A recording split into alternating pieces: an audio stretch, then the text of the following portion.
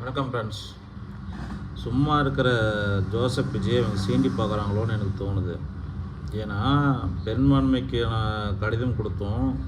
நேற்று ஒரு வீணா பண்ண டிடிவி தினகரன் வந்து ஒரு பிரச்சனை பண்ணுறாரு. என்னமோ இவர் ஒரு எம்எல்ஏவால் ஆதரவு கொடுத்து தான் அவர் வந்து சிஎம் ஆகிற மாதிரி அவர் பேசிகிட்டு இருக்காரு. ஏற்கனவே விடுதலை சிறுத்தைகளும் கம்யூனிஸ்ட்டும் எல்லாம் கொடுத்து பெரும்பான்மைக்கான லெட்டர் கொடுத்துட்டாரு. இவரது நான் கேவலமாக பேசல, இருந்தாலும் இவ்வளோ பெரிய பிரச்சனை பண்ணணும் இல்லை. இவர் ஒரு லெட்டர் வச்சுட்டு எல்லாரையும் நீங்கள் செக் பண்ணுங்கன்னு இவர் கத்திட்டு தெரியாது. இவருக்கு என்னத்துக்கு இது தேவையில்லாத வேலை.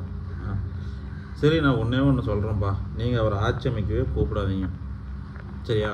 நாளைக்கு 10ஆம் தேதி, நாளைக்கு ஒரு வேலை அவரால் ஆட்சி அமைக்க பெரும்பான்மை நிரூபிக்க முடியல. ஜோசப் விஜய்க்கு இப்போ 108 எம்எல்ஏ தான் இருக்காங்க, சரியா? 10ஆம் தேதி மேலே நீங்கள் கவர்னர் ஆட்சி எடுத்துகிட்டு வாங்க, குடியரசு ஆட்சி எடுத்துகிட்டு வாங்க, 6 மாதம் எலெக்ஷனில் வைங்க. அவருடைய சிஎம் போஸ்ட்டை நீங்கள் வெறும் 6 மாதம் தான் தள்ளி வைக்க முடியும்.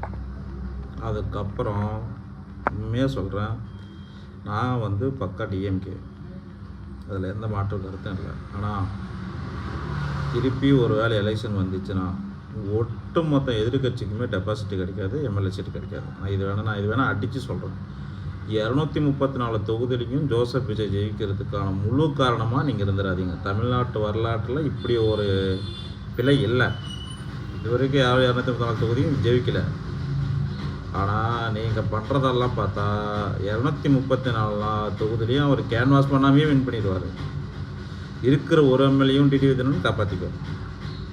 சைலண்ட்டாக அவர் பெரும்பான்மை கொடுத்துட்டாரு. அவர் ஆட்சி அமைக்க கூப்பிட்டுருக்கணும், நீங்கள் கூப்பிட மாட்டேங்கிறீங்க. அவர் கோவப்பட்டு ராஜினாமா பண்ணிவிட்டு போயிட்டார்.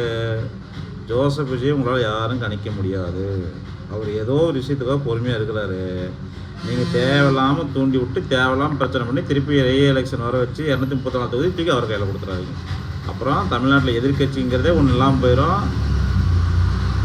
அப்புறம் நீங்கள் சொல்கிற மாதிரி நீங்கள்லாம் கூவிட்டு தெரியுங்க, பாசிஸ் பாஜக எல்லாம் உள்ள வந்துடும். ஒன்றும் பண்ண முடியாது.